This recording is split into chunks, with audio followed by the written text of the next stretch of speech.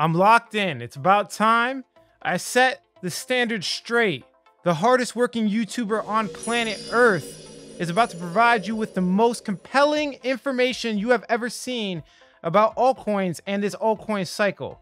Yes, I am saying it right now. This is the most in-depth video I have ever created about altcoins. I'm going to be talking about the altcoin season, as well as 5 cryptocurrencies with unimaginable potential. I'm talking about one in a lifetime chance. You have never seen an opportunity like this. Your grandparents have, your great grandparents, nobody in your bloodline has seen something as crazy as this. Keep watching.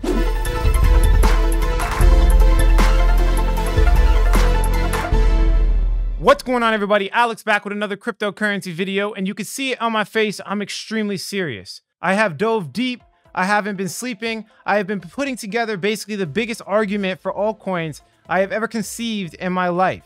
This video is going to be one of those videos that you share with people, that you sit down, you take notes, and you actually pay attention to. I am not understating this. I am not overhyping this. The information provided in this video will not be anywhere else on the internet. I am the one and only person that's putting together this type of argument for altcoins. Then I'm going to go into 5 altcoins, safe altcoins with massive upside potential. I'm talking about things where you could put large amounts of money and rest assured that your capital won't go to zero, as well as still get 10 to 50x potential even at the end of this cycle in very short periods of time. I want to be very clear with you guys. The biggest transfer of wealth in human history is happening before your eyes. The internet boom is nothing compared to what's about to happen right now. Altcoins are about to take dominance away from Bitcoin, and I got rid of a lot of Bitcoin for these 5 altcoins right here. In this video, I want to restate it one more time. I'm going to be going over in complete depth, all little detail, every detail, nothing is left out. And if you appreciate this content, share it with as many people as possible. If you haven't already subscribed to the channel, my name is Alex. I provide cryptocurrency help and information. This is not financial advice, and I back up everything I say with evidence. I am the most transparent, hardworking YouTuber on the internet, and I say that because I do not accept sponsorships from nobody. Everything I talk about is my thoughts and my thoughts only. Let's jump into the video. So as you can see here, we're going to do some trickle-down economics. Let's look at this current state of what's going on in the world. If you're not looking at what's going on in the world, how can you possibly, pick an altcoin? It does not make sense. You need to be looking at the macro cycle. So this is a daily update from shadow government statistics. The reason why I use them is because they're more transparent, and there's not really too much filtering going on. They just show you the actual factual evidence. So as you can see here, February, inflation spiked on top of a plunging economic activity. Okay, so inflation spiking, they're printing more money, as well as plunging economic activity. I've told you guys 1,000 times, and people are not they're not realizing that this could take a long time. The pandemic hit, and they might not have changed their situation, but there's going to be some type of recession / depression that will happen in long periods of time. People usually think in 24-hour time frames. They're not thinking in month to month, and let alone year to year, right? So, and it's not, due to bad weather in Texas, as you can see there. March 2021, unemployment and payroll employment showed some improvement against the early pandemic impact 1 year ago, but still gave no indication of imminent economic recovery. Okay, that's crazy. February 2021, nominal construction spending declined in the month, on top of a respective upside and downside revisions to the public construction, private and public construction. Final estimate for fourth quarter 2020 GDP revised higher by 0.2%. So basically, GDP rose slightly. It didn't recover on a strong upswing. Again, I'm not an economist. I'm just reading information that they're giving me. February, real new orders for durable goods declined 3.2%. Cash freight index declined 3.2%. New home sales plunged 18.2% in 1 month, while existing home sales dropped 6.6%. Building permits and housing stats both saw statistically meaningful monthly crashes in excess of 10%. Industrial production plunge was blamed from severe weather and still declined unexpectedly net of those effects. PPI goods inflation of the last 3 months surged to an all-time high. Okay, so basically what I'm trying to get across here is that the macro is very, very fundamentally bearish. Okay, the things happening in the world right now, we haven't seen this for a very long time. This is supposed to be a good thing for cryptocurrencies because it serves as a hedge against monetary inflation, meaning when people jump into Bitcoin, it's probably because they want to exit the current system, right? If that makes sense. So if we look at some other, statistics on Bitcoin specifically. Now, Bitcoin's surging, right? It's about 60K. So it's already done well, better than most assets on planet Earth. I think it's one of the best producing assets on planet Earth, right? It went from like, it's ridiculous. It went from like $4,800. That's $60,000, guys. It's like more than a 10x, right? Basically what they did here, I just want to show you very briefly. I'm not going to spend too much time on this. After the third halving, so essentially they kind of lined up other halvings, and you can see that we're kind of at the midway point, which is going to play into the altcoins. I'll explain exactly what I'm saying. We have to be looking at Bitcoin because Bitcoin is the biggest cryptocurrency and has served as a medium of exchange for cryptocurrency since it started, right? It's the first crypto.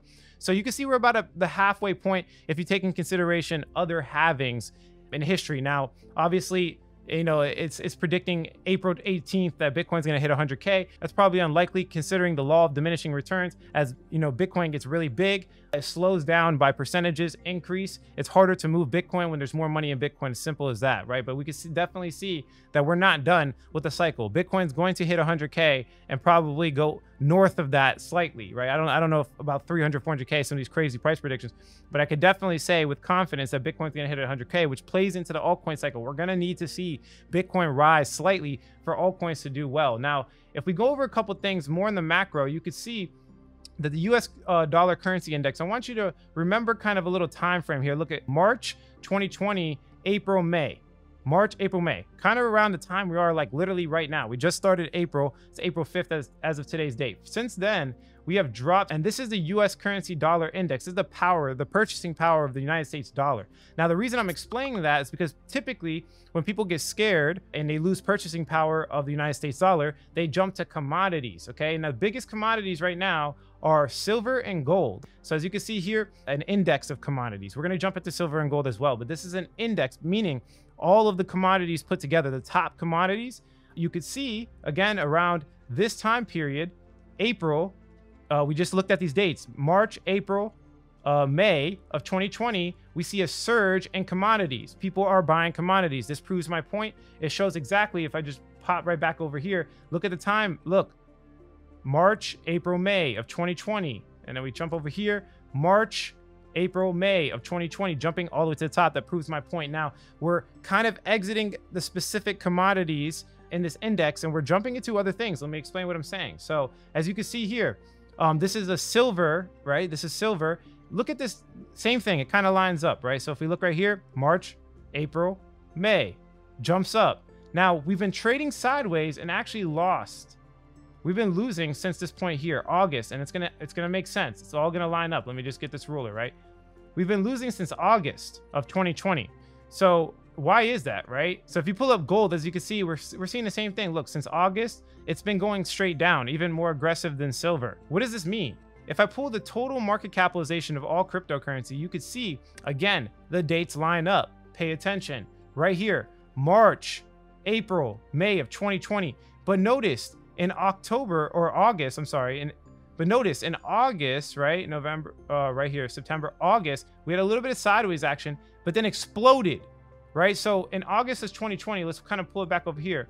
August, we've seen nothing but downwards on gold, silver, and, the commodity index. This is on the daily. Gold and silver, but on the commodity index, we kind of see the same thing as the total market capitalization of crypto. So let me pull this up one more time. So you see the total market capitalization of crypto. We had the sideways action here in August, and then it rose. So if we look at the gold, it dropped. Silver, it dropped. I already showed you guys that. And then again, if we look at right here, the commodity index, we had sideways action. It kind of followed crypto, if that makes sense, right? It's because it's made up of so many different commodities. The index was going to do good when, the United States dollar falls in purchasing power. The point I'm trying to make here is that Bitcoin and altcoins are going to steal the market cap of gold and silver, most likely. Now, a lot of people talk about this. A lot of people make price predictions off of the $10 trillion valuation of cryptocurrency in comparison to gold. I think it's true. The properties of Bitcoin, they kind of match up in gold. They're superior to gold, right? And people jump into gold for the same reason they jump into cryptocurrency. Even a lot of people in gold end up being crypto enthusiasts, right? In the future, once they realize the properties are different. I can definitely say that a lot more people in commodities in general, people are trying to get into risk assets, and cryptocurrency is that risk asset that people have been jumping into consistently. And this is why it's been the best producing asset. Now, if we look at this chart right here, as you can see, the money flow in crypto, people usually jump into Bitcoin first, and then they jump into large caps, then they jump into mid caps, then they jump into low caps. And this is when it jumps from Bitcoin to these, you'll start seeing these altcoins pop off by crazy percentages, like insane percentages, right? So Bitcoin has done its thing for the past whatever. So look right here, August, it's been going up exponentially. I think it might be the time. And let me explain to you that Bitcoin's either going to move sideways or down, and altcoins are going to take right here, large caps and then mid caps. And we could even see evidence that large and mid caps are already being eaten up, right? It's already happening. So if I open this right here, again, I've showed this chart a couple times. This is top 100 altcoins in comparison to Bitcoin dominance. So basically, when this chart goes down, we're seeing Bitcoin do well against altcoins. And when this chart goes up, we're seeing altcoins do well against Bitcoin. So this is right here clearly showing that we had a breakout in a trend line. And I've been screaming this on all my videos for a very long time. We had a breakout on the trend line since it's been building up for almost 1,200 days. 1,200 days, this trend line has been basically confirmed, and we broke through. So we might be at the start of this right here, of what I'm trying to explain. We might be at the start of the money leaking from fiat into Bitcoin, Bitcoin seeing 60K, whatever the case is, and then starting to come down. I could even confirm this, right? When we look at the BLX right here, and we open something, I like to open up this chart here. It's called logarithmic regression. Let's put it on the weekly so we can see a better time frame. The lines, the white lines there are the halving events. If you don't know what the halving events is, this video is going to be way too long. If we look at log regression, you could see right here that we're kind of reaching the top of, and this is Bitcoin. BLX is Brave New Coin Liquid Index for Bitcoin. So it's not that Bitcoin's going to dump. We might break through this. What I'm saying is that we're pretty much I really do think getting to the point where we can go to large mid caps and maybe even some low caps. And we've already been seeing a lot of this. I've been investing in them for a long time with my cycle trading strategy. We've been calling a lot of them. We called DeFi, we called NFTs, and now I'm calling for a serious super cycle, altcoin cycle, okay? This is building up. You have to know this before I jump into the coins, because if you don't understand what I'm talking about, you're pretty much going to be lost. People just want to get the coins directly and they don't want to do any investigation. I'm trying to set you up for success. I'm trying to teach you guys how to fish. Also confirmed by Ethereum breaking its all-time high, right? I called this 1,000 times. I literally been talking about this for a very long time. We broke through right here.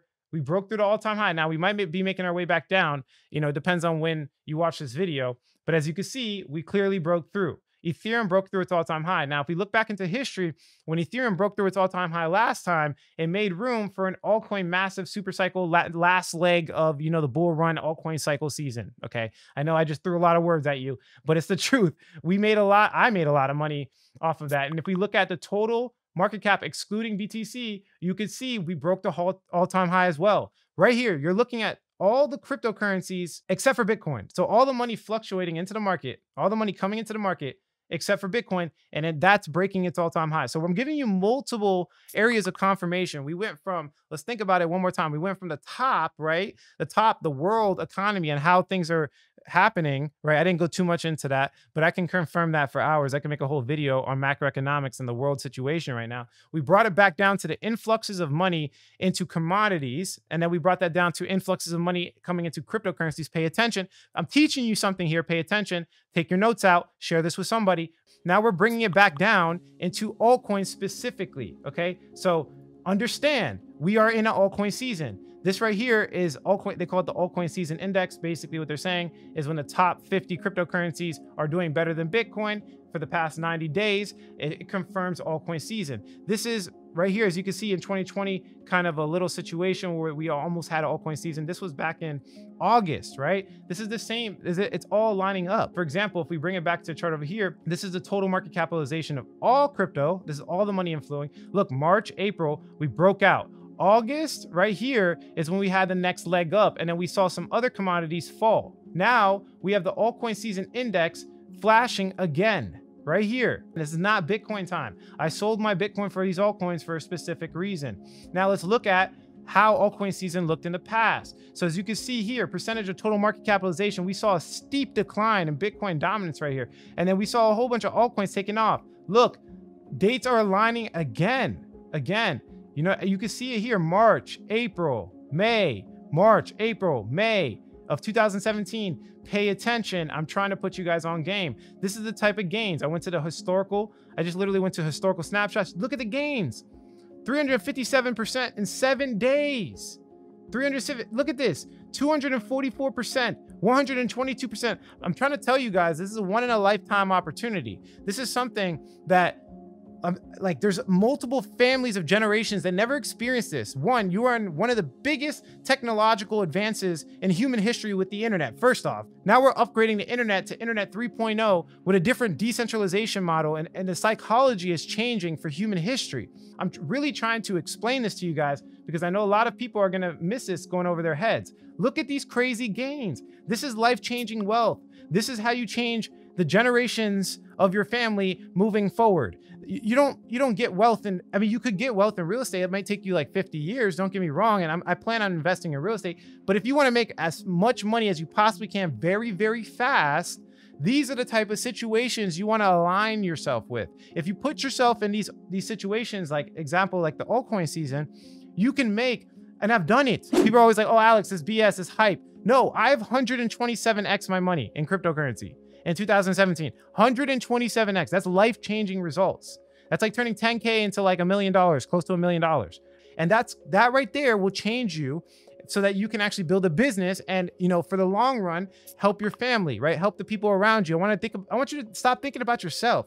Think about the people in bad situations around you, right? How could this help them? I need you to share this video. I need you to tell people about cryptocurrency because this is a one in a lifetime opportunity. Look at this, 639% in the last 7 days. Let's just click here. We're talking about almost a 10x in 7 days. In 7 days, guys, 7 days. Look at these crazy returns.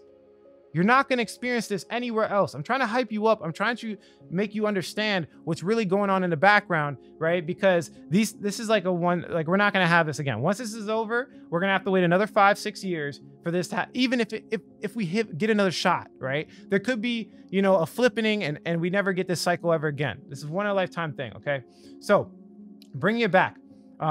You know, Bitcoin gets the first flow of money. Institutions, big people, they know about Bitcoin. It's the household name. Bitcoin has the most ATMs out of any other cryptocurrency. People jump into Bitcoin first. It is what it is. It's the median of exchange. Every single altcoin has a pair against Bitcoin, but not every single altcoin has a pair against Ethereum. Does that make sense, right? So the big median of exchange is cryptocurrency is Bitcoin, but we all know that Bitcoin is just way too slow. Here's an example. Number one, Ethereum is way too slow. Just to give you guys a perspective, Ethereum is extremely slow. It really is. Now, look how Bitcoin is in comparison. It's even more slow, right? Bitcoin serving its purpose as gold. But if you really think about how the world functions, gold is not the biggest by market cap. Like right now, like if you look at gold in comparison to the internet is much bigger, has much more money. So there could be a situation where altcoins in the future pass Bitcoin. Bitcoin serves as its digital gold, just like we have regular gold in the real world. But Ethereum and other blockchains might surpass Bitcoin because the internet's bigger than gold. Does that make sense? Right? They're creating the decentralized internet, and that's way bigger than gold right now. In the real world, the internet's way bigger than gold, right? So that could be the same thing, right? With, you know, Ethereum and some of these altcoins. That could definitely be the same thing. Now, I told you guys last little altcoin season, if we look at the altcoin season index right here, this was catalyzed by mostly DeFi, decentralized finance. My goal is not to go into decentralized finance. That's for another video. I just want to be very clear with you guys that DeFi was the big catalyst. Now, if we look at, for example, back in the day, you know, what was the catalyst in 2017 for this altcoin season? Look at the date. We were talking about August 2017, that next leg up, that next spike, while commodities dropped, right? And Bitcoin dropped. We saw altcoin season rising, and look at CNBC. Let's see what they're talking about. You've probably heard of Bitcoin, but what about Ether? There's an arms race going on right now in the world of cryptocurrencies, and Bitcoin and Ether are leading the pack. Ether's a 3-year-old digital currency, Bitcoin's closest competitor, and it's largely been flying under the radar despite growing at breakneck speed. Investors have been super bullish on Bitcoin because it's nearly tripled in value so far this year, but Ether, it's up roughly 4,000% year to date. These rivals have a lot in common. They're both open source digital currencies used to make somewhat anonymous transactions. All right, I'm not trying to bore you guys. You understand this. What I'm trying to show you is that they're clearly pumping out news for altcoins right now.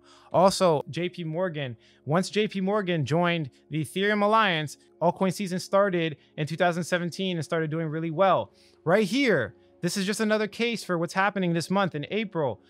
April is historically hype driven for altcoins. So this is playing into everything. We see institutional adoption, right? And the reason I say institutional adoption, because if you search altcoins, look, nobody's jumping in. So as you can see here, retail's not jumping in. We don't even have as much hype as it was last cycle, like not even close, right? And Ethereum's above its all-time high. Institutions are jumping in the same way they did in 2017. It just happened to be that when they dropped the Ethereum Alliance, when JP Morgan joined the Ethereum Alliance, Ethereum went from like $40 to like $200, like off the bat, right? So you can clearly see institutional adoption. Now there might be a big piece of news or somebody or some whatever. Tesla was a big news, but he said that in Bitcoin. Once the news starts coming out for other places like Litecoin, Ethereum, the other altcoins, we could see a massive spike, right?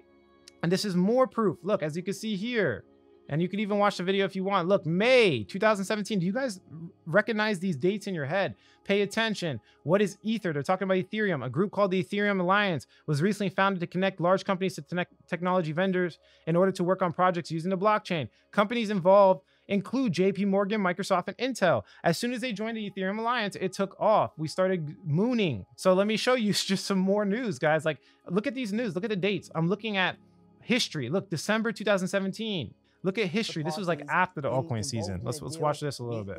Required parts of the deal, then this contract is executed. And that's really what Ethereum is about. The token that is produced is known as Ether, and that's currently what's being traded right now. Look, they're educating their audience about Ethereum, right? It's ridiculous, like how much they're pushing. They've been pushing it, or at least in 2007, they were pushing it, right? That's currently also what's getting a lot of hype because of the potential of the underlying technology. It's got some fairly big backers, the likes of JP Morgan, Santander, and Microsoft are trying to experiment with Ethereum and how they can use it. And that's why you're seeing a lot of interest in this particular cryptocurrency and the technology behind it. It's very enterprise focused. And that's very similar to if we move on to Ripple too. The blockchain here. Look, they're pushing other cryptocurrencies. Ripple just got sued by the SEC. This is 2017. That's how blind they are. Look, they're pushing other cryptos. In Ripple's case, other altcoins. Facilitates cross-border FX payments. So of course, right now, these take a number of days. They're very expensive, but Ripple says it can transfer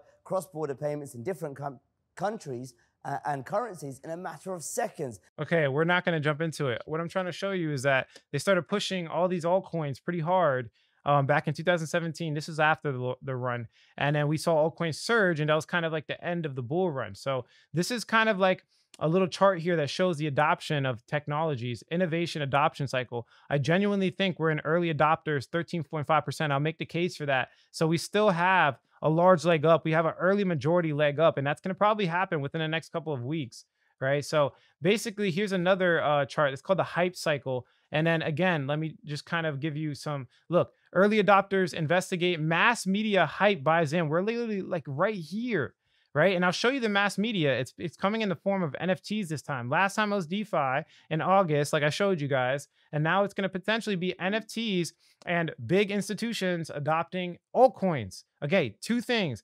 NFTs and big institutions adopting altcoins. Now, we've seen that already with PayPal. As you can see here, PayPal is now adopting cryptocurrency. We already see this with PayPal. Institutions are getting in. Look, Ethereum, look, Litecoin, Bitcoin Cash. They are adopting cryptocurrencies. Now, we're going to see something else come out. I don't know what it's going to be. I know for a fact somebody big is going to jump into the space. Again, two catalysts for this cycle is going to be NFTs, right? And it's beautiful the way it's kind of lining up because we have the institutions that are going to get these payment settlements in altcoins, right? It's going to happen because Bitcoin's way too slow. They're going to start adopting Litecoin and stuff like that, just like you see here with PayPal, right? It's a get with it or get left behind situation. And then we're going to see NFTs. That's where the actual retail is going to come in because we have all these artists and popular people pushing NFTs. When they push NFTs, they're telling their audience, hey, and educating their audience, hey, look at NFTs, NFTs, NFTs. Look right here. Saturday Night Live is talking about NFTs. You guys can literally see it right there. The Weeknd is raising money over first NFT auction. This is not the first people. Logan Paul. We're talking about Gary Vee. The biggest, smartest people in the world, right, are jumping into NFTs. This is playing right in to our strategy. Now, also, one thing, this basically shows on-chain activity. I want to show you this Glassnode Studio.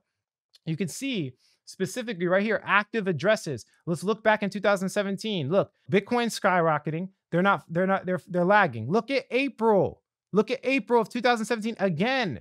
We see it. Things are lining up like crazy. Look at April. And this is Bitcoin, Ethereum, and Litecoin. So Ethereum is the green, Litecoin is the blue. They start skyrocketing. Look at this steep jump.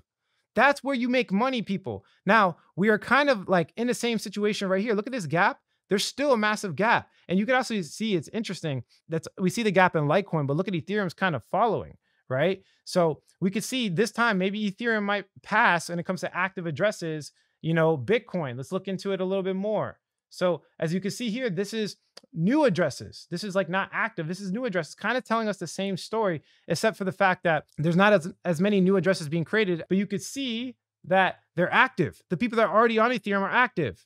You can see that right there. The story that's essentially saying is that, hey, there's not too many new people are jumping in, but the older people that are already on Ethereum are using it more and more. What does that say? Fundamentals, the product is actually utilized. That's very important to understand because in 2017, it was pure hype and speculation. Now we have the pure hype and speculation with NFTs, institutional investors, and actual utilization of DeFi.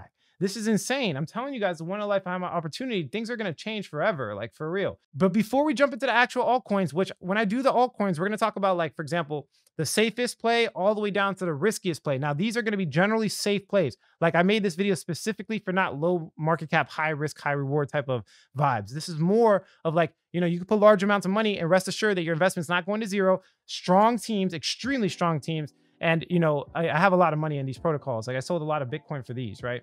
And they're going to generally outcompete Ethereum too, in most cases. So as you can see here, this is a chart that I always show my people. I want to show you guys one more time. This is the top 2,412 coins in comparison to Bitcoin. Now, historically, if you look at macros, if you look at the big picture, altcoins don't outcompete Bitcoin, right? These are by percentages, okay? So this is obviously Bitcoin's price, but this is also calculating percentages. So in most cases, even if you just put $100 into Bitcoin, you'd be better off and make more money off of Bitcoin in the super long run than Ethereum, okay?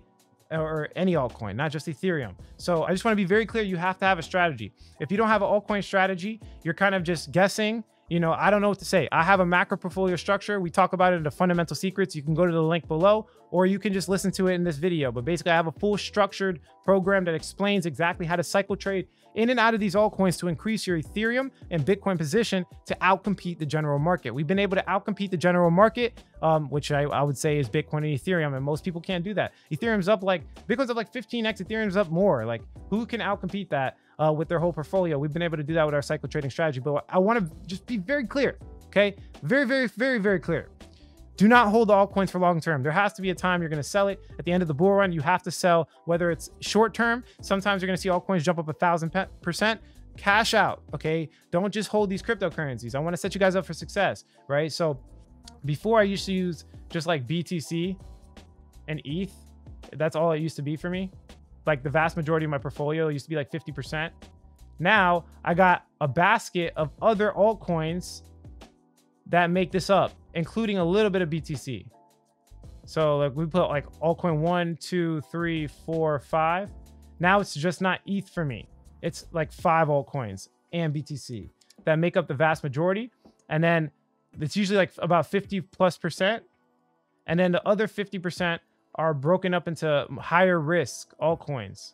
So I just put like risk, right? So you have to have a structure like this. If you're going all into altcoins, you're going to have a very volatile and unhappy time. People are going to, the market's going to take advantage of you for sure. You're going to be looking at your altcoin portfolio every morning before you wake up. You're going to be waking up at 3 o'clock in the morning if you don't have a structure like this. So I'll explain a little bit more and some other videos. I don't have time. We haven't even gotten to altcoins yet. So just bear with me here.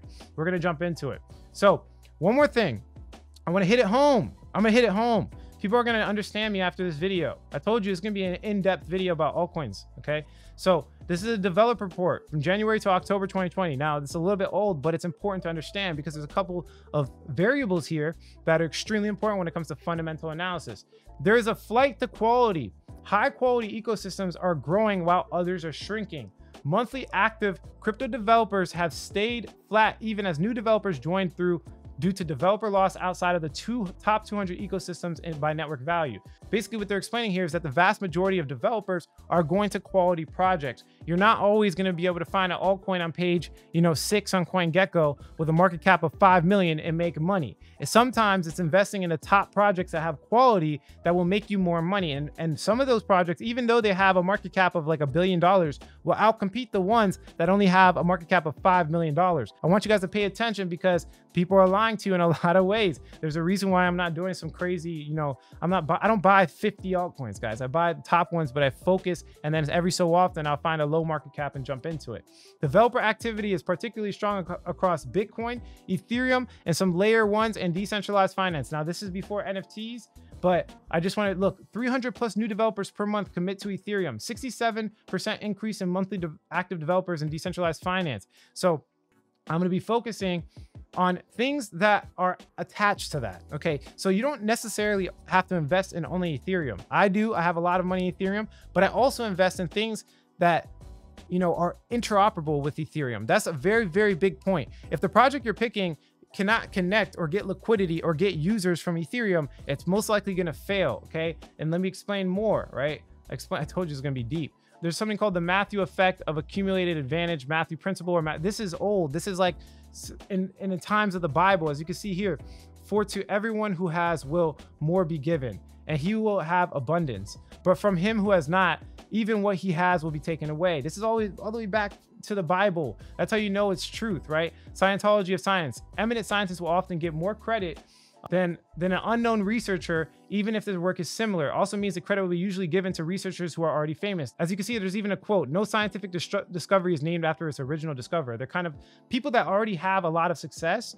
And this is the same thing with, any network effect. Anyone that has a lot of success will continue to snowball and get momentum and accumulate more success over time, right? You can see here, network effects and feedback loops.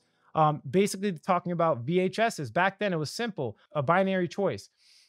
Compatibility directed at VCR tapes. You either pick two, right? You were picking VCRs or you're picking VHSs. But right now, you can see that the what happened part was pretty simple. When I had Witness was a platform based on network effect kicked off by small advantage. One of them had a small advantage, right? Then accentuated by a positive feedback loop. And this feedback loop was driven by consumer need and consumer interactions with various parts of what was moderately complex video entertainment market ecosystem. So essentially what's happening, and I'm going to explain this very simple, and then we'll go into it a little bit more. If you already have 5 friends with an Xbox, and this is before Xbox and PS4 can, combine, or PS5 or whatever. Now they have everyone's kind of combined and interoperable. But if 5 of your friends had an Xbox, the chances of you getting an Xbox are high, right? So if there's a network or a platform, and this can be software, it can be physical, it doesn't matter, that get more success early on, it basically snowballs. Again, it builds momentum and more people get adopted on that specific platform, right? And we can see this in history. This is literally a scientific paper talking about 2 internet service providers right here. As you can see here, it says the battle between standards, TCP/IP versus OSI, right? And basically talks about how OSI is actually superior when it comes to product, but it didn't matter because people just already adopted the other one, right? Let's just kind of read the conclusion and it'll explain what I'm saying. If we can just come up with the conclusion. As you can see right here, one may argue that before the deregulation of the telecom sector in Europe, the condition of the open market was not fulfilled. However, because the national PTT supported their own CCITT standards, this would have counteracted rather than supported TCP becoming dominant. Conclusion that prevailing products are superior because apparently the consumers have chosen this technology rather than another. In the case of technologies with network effects, however, the choice of a consumer may strongly have been influenced by the fact that other consumers are already using this technology, which may substantially increase its value to the newcomer. Therefore, it is essentially that the network effects are excluded from the definition of a technological economic superiority. Except you can read this for yourself. I'm just going to give you, again, the overall breakdown. More people adopted TCP/IP, and it wasn't because the quality of the product, it was because more people adopted it, right? And we're in the same situation for Ethereum. So again, I want to make the case, the coins that I'm picking here are going to most likely be connected to Ethereum. If they're not, they're most likely going to fail, okay? So first coin, finally, we got to the point where we talk about the first coin, Polkadot. Now, I know a lot of people, oh, this is boring, Alex, I already know this. But let me just be clear. the percentages by Polkadot are going to increase a lot. Now, why am I picking Polkadot? First, let's just look at price history really quickly. If we look at the price of Polkadot, you can see that it just recently broke out of this asymmetrical triangle. We're definitely going to see a $58 Polkadot, whether it's now or later, whatever the case is. But it broke through its all-time high. Let me just kind of bring this back over here. If we click max, it's a relatively new project. And it's interoperable with Ethereum. Remember that. So it's also connecting to other blockchain. It pretty much can connect to any blockchain. It's a really interesting product. So, you know, if we come over here, abstract present day blockchain architectures all suffer from a number of issues, not at least practical means of extensibility and scalability. We believe this stems from trying two very important parts of the consensus architecture, namely, okay, so essentially, I just want to explain it very basic. They're going to be connecting multiple blockchains through this one chain. So they'll have the ability to add parachains to its main chain, and they'll all kind of work together. So it's kind of like the CPU. Now, the reason why Polkadot is doing so well is because of the parachain auctions, at least recently. So they just went live on the testnet, the Rococo testnet, and essentially you can bid for a parachain. And what's happening is you have to put up a massive stake. So if you want to take part in basically building another app on top of Polkadot, you have to lock up, or in some cases stake your supply to show your commitment. So what's happening is that we have a lot of projects that want to get access to Polkadot because it's, you know, because it has the interoperability and the fact that it's superior due to transaction speeds and fees. So we have a whole bunch of these projects locking up massive amounts of Polkadot that will potentially happen in the future. And remember, the way that the actual auctions work are kind of interesting. I'm not going to read this because, again, this video is getting really long. But it's really interesting that the slots are basically, it's kind of like a blind auction. So you don't really know how many other people are staking. So you just have to stake as much as you possibly can. So as you can see, it's kind of like a race for the top. And there's going to be a lot of locked up supply in Polkadot. And considering, you know, this is one of the best projects in cryptocurrency, it's going to do a lot better than Ethereum, in my personal opinion. We have Gavin Wood, which is a British computer programmer, co-founder of Ethereum and creator of Polkadot. He invented Solidity and wrote the yellow paper specifying the Ethereum virtual machine. He serves as the Ethereum Foundation's first chief technology officer. This guy has a lot of credibility. Remember, he built Polkadot. So again, interoperability, interoperability, interoperability, okay? If we look at the actual members, there's 31,000 members. It's not bad. When it comes to Telegram, Telegram's usually the worst. If we look at the actual tweets, we have 269,000 followers. From a marketing perspective, they are definitely doing well. There's a lot of engagement on their posts. And yeah, they're just pretty legit when it comes to marketing in general. They're just dominating pretty much everything. There's a reason why it's a top 5 cryptocurrency, right? Members, they have 20K members. And again, it's just meeting the standards. If we look at the website traffic, 1.71 million people visiting their website. Polkadot is one of those coins that are going to do very well. This is the first pick of my top 5. And again, when I say do well, I say do better than Ethereum. That's usually the case. That's what I mean by do well, right? You want to make more money than Ethereum, okay? You don't want to make less, right? So yeah, like I said, Polkadot, one of those coins, going to do extremely well. I know it might sound boring to you. And it's not a, you know, market cap number 1,642 with like $50 in market cap or something like that. But remember, the goal here is to make money. The goal here is not to feel like you're making money, right? Number 2, Cardano. These are safe. I told you I was going to talk about these. These are safe coins. Now, Cardano is kind of a secondary solution to Polkadot. They have a different way of doing it. They are considering themselves the most decentralized as of the last couple of weeks. Platform in the whole entire cryptocurrency ecosystem, supposedly 100% operated by node operators or people that they are not involved with. If we look at the actual price, you can see that we're making this ascending triangle. We should definitely see the top at least, which is $1.42, and then it should break out. It looks like it is going to break out. So we'll see. Again, guys, like once it breaks out its all-time high, it's like no man's land. I can't like do too much technical analysis. All I can say is that this cycle, ETH is not going to make us the most multiple. It's going to be one of these other coins for sure, right? So you need to pay attention. So yeah, ADA is just another smart contract platform, but they have the interoperability effect, right? Charles Hoskinson joined the Ethereum founding team, one of the 8 original founders with Vitalik Buterin in 2013. He left Ethereum and he created this project, right?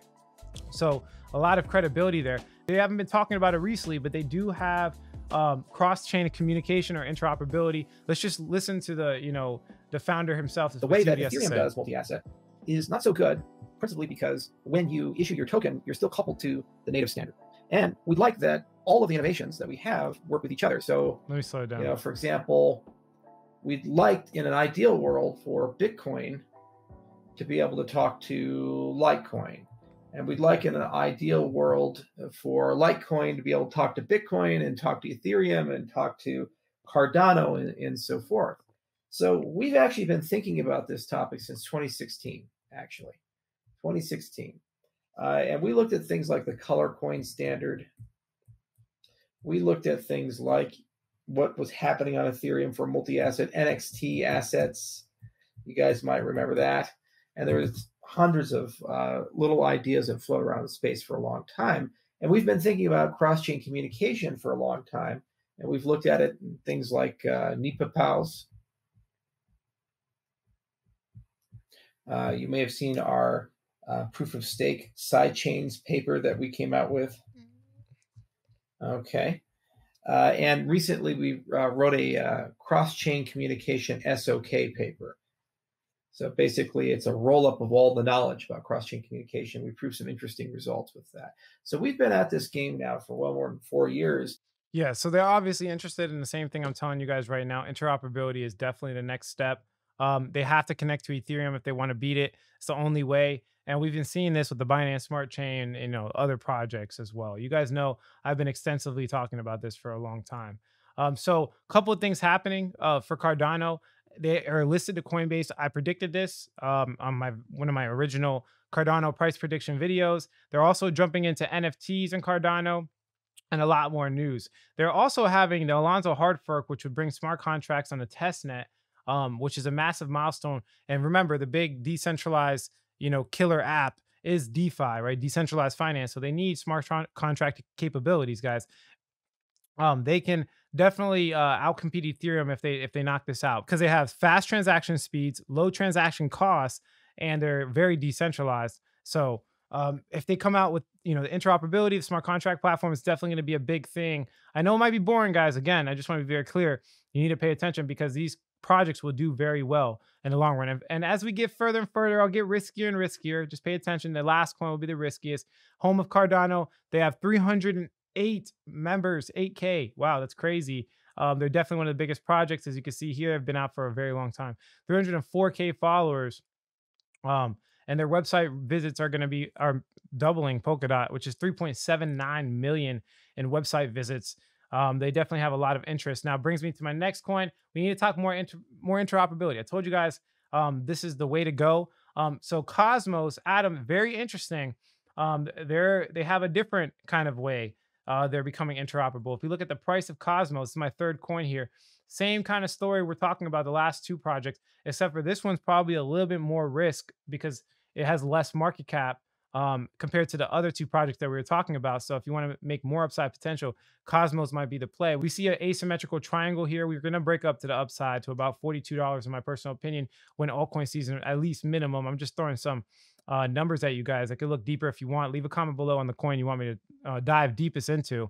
But as you can see here, the ecosystem requires interoperability framework. They just dropped this actually. IBC, due to its design other than Ethereum, Cosmos doesn't rely on a single root chain to facilitate data and asset transfers. Instead, it consists of various independent chains that build their base infrastructure using a modular toolkit called Cosmos SDK. The development tool comes with a series of pre-built modules, building blocks that developers can select on an as-needed basis when building a new chain. Interesting.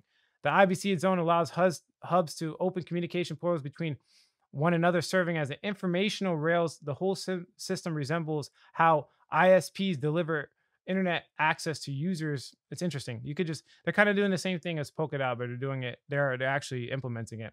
The Cosmos SDK allows developers to craft custom chains optimized for specific use cases. Ethereum applications don't have this luxury as they all function with the same parameters established by the base layer. So crazy. Flexibility has already played a pivotal role in Cosmos, DeFi ecosystem. Cosmos darlings like Terra and Thorchain leverage Cosmos SDK's modularity to design highly optimized protocols that would have been infeasible on a network like Ethereum, which we know that those two are like one of the best competing DeFi projects, right? Now, this is interesting. They have the IBC transfers, right? They're already doing interoperability, but they're about to come out with this, which is basically a hybrid AMM order book DEX designed to run on a Cosmos hub. That's insane, right? And this is it right here. It's called the liquidity module. The liquidity module of Cosmos SDK serves as the AMM style decentralized liquidity providing and coin swap functions. They're essentially making a hybrid version. So it's not completely decentralized it's not completely centralized. The Cosmos Hub AMM should have a strong philosophy of inclusiveness of its users from different blockchains because its prime utility is inter-blockchain communication. To possess such characteristics, the liquidity module should provide most convenient ways for external users to come in and use service provided by the Cosmos Hub. The liquidity module should not be, we basically, long story short, they're giving it interoperability, but liquidity is the big one because, like I just said, the network effects of Ethereum, they have all the liquidity. So eventually the liquidity is going to exit into these, right? And give them more liquidity. And they're creating AMM or automated market makers to make this a reality. I know this is going over most people's head. Just understand that we have to connect to Ethereum and other projects to actually win. And it could be a combination of a lot of them, if that makes sense. But yeah, Cosmos is one of those big projects. We have 500,000 website visits. Like I said, this is one of the smaller versions of layer ones that might potentially outcompete Ethereum. I really do think it's going to outcompete Ethereum. I have a lot of big bag. I sold a lot of Bitcoin for it. So yeah, one of those big plays that you need to look out for. You need to do more research. If you guys want me to make more extensive video, this video is mostly about, of course, the altcoin opportunity in general, as well as my top 5 altcoins. I could definitely do that. Now let's jump into NFT space. Now we talked about specifically 2 catalysts. It's going to be NFTs. It's going to be institutional adoption of altcoins. Now, right now, NFTs have been doing very well. One of the biggest NFTs is Engine Coin. So I have to talk about it. This is my number 4th pick. Engine Coin, or ENJ, is actually coming out with something literally like tomorrow. So we need to actually pay attention to it. I might have to buy more of this coin right after this video, but it's an ERC20 token. And essentially they're making it, you know, next gen NFTs for everybody. Now, what they recently just did is Efinity, built with Polkadot. See how it's all kind of cross-chain communications. Essentially, Efinity is making it so that we can create NFTs on Polkadot network for very cheap and in some cases free transaction fees, right? Will enable NFTs to be utilized by the virtually any industry, unlocking potential trillions of dollars in currently illiquid and unique real world and digital assets, right? So this is Ethereum. This is what Polkadot could be in the future. They're applying to be a parachain.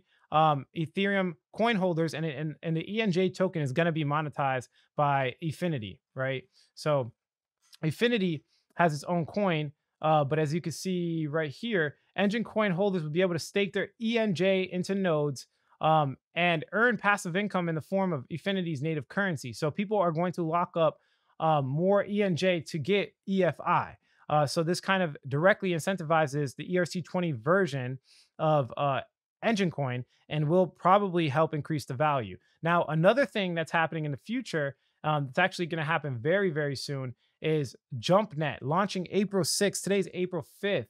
It's a high-speed bridge network that will allow fees instant on-chain transaction of Engine Coin. Interesting, right? And it says free instant on-chain transactions of Engine Coin, ERC 1155. Launching in 2021 is crazy. I don't know how they're getting this stuff done, but as you can see here, they're making free transaction fees. That's insane. These are very big catalysts for this platform to do extremely well. I think it's one of the top NFT plays that everybody needs to pay attention to. So if NFTs do become a catalyst, remember the whole market of NFTs is undervalued. Look at the NFT market cap. It's only 27 billion. If we look at the DeFi market cap, you can see that's $108 billion. So we could definitely see a 5 to 7x easily with Engine Coin. And that's not in considering, you know, the broader cycle. The big cycle could be a lot bigger than that, right? So if we look at some of the actual games that are adopting Engine Coin, we definitely see some big time. Age of Rust is huge. It's one of the biggest games in Steam. Big time people, Microsoft, a whole bunch of different games that are adopting NFTs and becoming a part of the ecosystem. And like we just said, a big breakout awaits. Engine Coin is scaling, you know, its upgrade this weekend. They're coming up with the layer 2 free transaction fees and free NFT creation. It's kind of crazy, actually.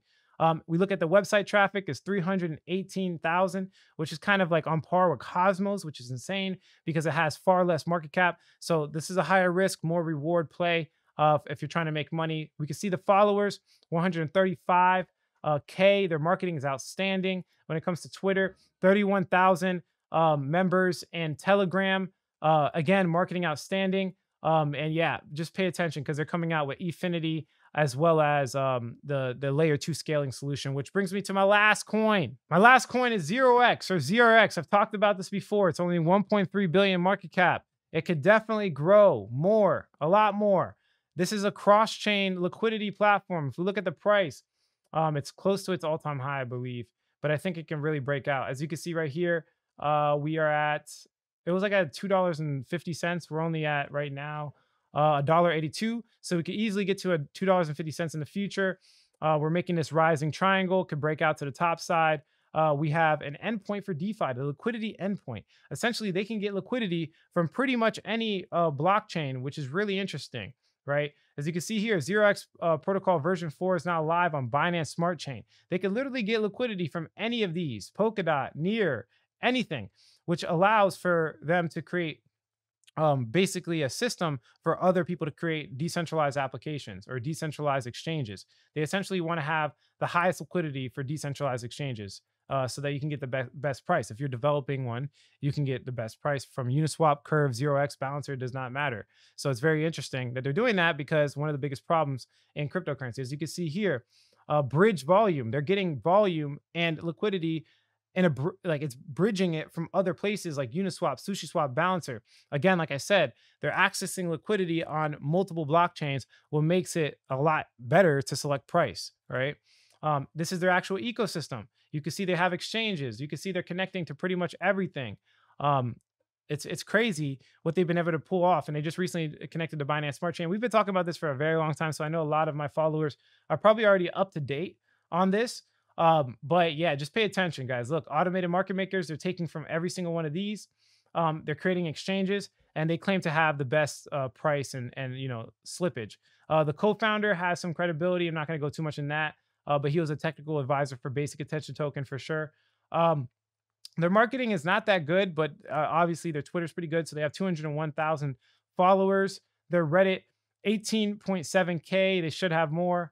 And only 1,246. So marketing's pretty low. This is lower on CoinMarketCap. As you can see, you're ranked 78. So it has more upside potential. I definitely see this being maybe a top 20 protocol if they keep with the liquidity. If some other decentralized, basically they give a toolkit for people to make decentralized exchanges, and they have the highest or the best liquidity because they can bridge across multiple blockchains. I think it's really interesting. I think it's interesting what they have to offer. I've been in them for a long time. I've watched the team grow. And I think they're going to continue to grow. But yeah, there you go. There's my top 5, kind of safer altcoins. I explained to you the whole entire market cycle. I explained to you the macroeconomics all the way down to individual products. This video is relatively long. If you stuck around this long and you're not subscribed to the channel, please do us both a favor. Make sure you hit that subscribe button. But yeah, that's it for this video, guys. If you like the quality of this content, hit like. If you don't, leave some constructive criticism. Subscribe for more video updates. And like I always say, if you don't get with it, you will get left behind. Thanks for watching, guys. Catch you in the next one. Alex here. Quick update, quick announcement, guys. I have a new community number. So I got a second phone. You could directly text me. I'm answering all questions. My new phone number is 954-758-5473. Again, that's 954-758-5473. I'm answering all comments. Go ahead and text me now. Let's have a conversation.